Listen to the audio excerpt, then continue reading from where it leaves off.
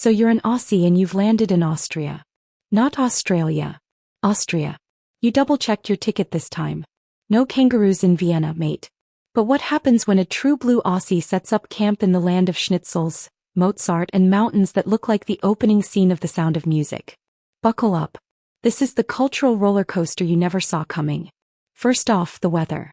You arrive in Vienna wearing thongs, flip-flops, not the underwear, and a sleeveless tee with Bondi Beach on it. It's snowing. You're slipping around like a baby deer on ice, while Austrians glide past in perfectly pressed coats and boots that cost more than your flight. You thought 15 degrees was freezing in Melbourne? Welcome to Austria, where you'll meet temperatures that make your nipples pierce your own shirts. You buy a coat. A proper one. It costs €300.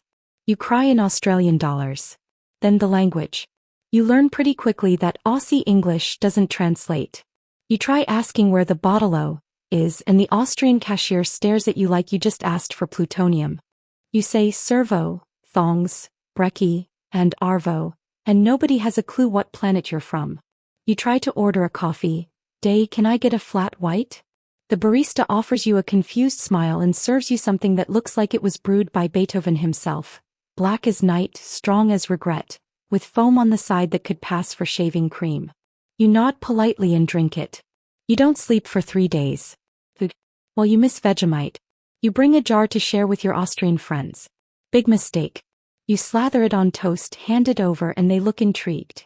For exactly 1.5 seconds. Then their faces curl into expressions of betrayal. Why is it so salty? They cry. You shrug. It's a national treasure, mate. In return, they offer you a giant slab of schnitzel. You say yes because it's fried meat, how bad can it be? Then they drown it in lingonberry sauce and serve it with cold potato salad. You're confused but you nod. You're polite. You chew. You cry a little on the inside.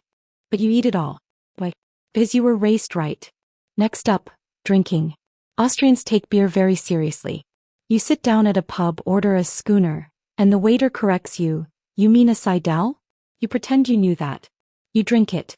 It's delicious. You order another. And another. You don't remember getting home, but you do remember trying to explain Vegemite to a schnitzel. Now let's talk transport.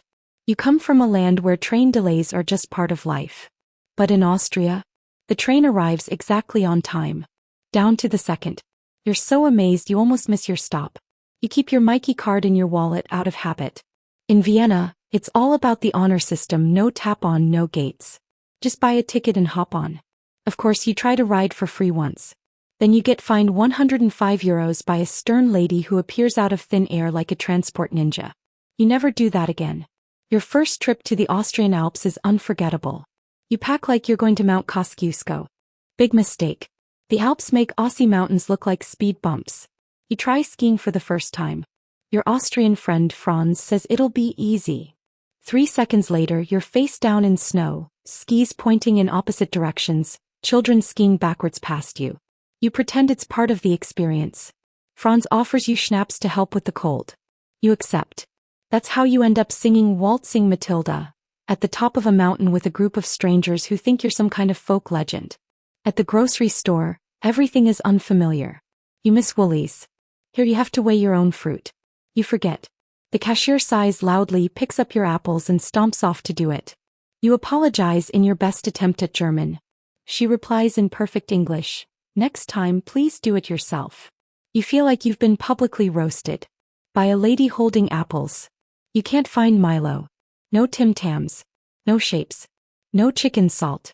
You look into the void and wonder, who even am I without these snacks? But then you discover Kaiserschmarrn, fluffy shredded pancakes covered in icing sugar and stewed plums. You weep. It's not home but it's something. You eat 3 portions. Dating in Austria? Oh boy. You try Tinder. First date, you show up wearing shorts and a Hawaiian shirt. Your date arrives in all black looking like they just walked out of an art museum. You say, "Day, how you goin'?" They respond with, "Excuse me." You explain you're Australian. They ask if you have kangaroos as pets. You lie and say yes. Midway through dinner, they mention their fondness for order and punctuality. You mention your love for Sunday Barbies and drinking wine out of goon bags. They nod politely. The date ends with a handshake. You try again. Second date, you bring flowers and a jar of Vegemite as a gift. They take it but never call back. You start to think romance might be trickier across time zones. But then one day, you meet someone who laughs when you say, bloody oath. They ask about your country, your culture, your slang. You find yourself explaining what a Bunnings sausage sizzle is with tears in your eyes. They understand. You feel seen. You marry them. Probably. Then there's bureaucracy. You thought Australian paperwork was annoying. Try registering your address within 3 days of moving in, getting a meldezettel, learning what an e-card is, and applying for health insurance, all while the clerk speaks 5 languages but refuses to use English. You smile. You sweat. You hand over 14 documents, 2 passport photos, and a lock of your firstborn child's hair. Eventually they stamp something. You feel accomplished. You have no idea what it means, but it's stamped, so you frame it. Now let's talk holidays. You miss Christmas in 40-degree heat. In Austria, Christmas is cold, magical, and smells like cinnamon. There's no prawns, no pool, and no cricket on TV. But there is mulled wine, twinkling lights, and snowball fights. You still wear a Santa hat with board shorts. It's tradition. People stare. You don't care. And New Year's? There's no Sydney Harbour fireworks here. Instead, Austrians waltz. Literally. At midnight. With music. In the street. You attempt it once, treading on toes left and right. Someone claps. You bow. Eventually, things start to click. You learn to say, Grüß Gott instead of, hey mate. You order coffee like a local. You ski like a mildly drunk kangaroo. You start calling chips crisps. And forget what temperature is in Celsius. You even find an Aussie expat group and host a barbecue in the snow. You use schnitzel as the meat. Nobody questions it. Your Austrian friends begin saying, no worries. You teach them how to play backyard cricket using a baguette and a frying pan. They love it. You feel proud. But deep down you still miss home. The waves, the beaches, the sound of magpies swooping at innocent joggers.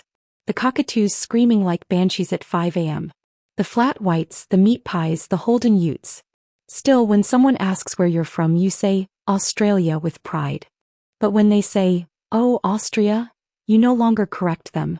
You just smile. Because you get it now. You're Aussie at heart, but now with a little Austrian flair. And yes, you still put Vegemite on your toast.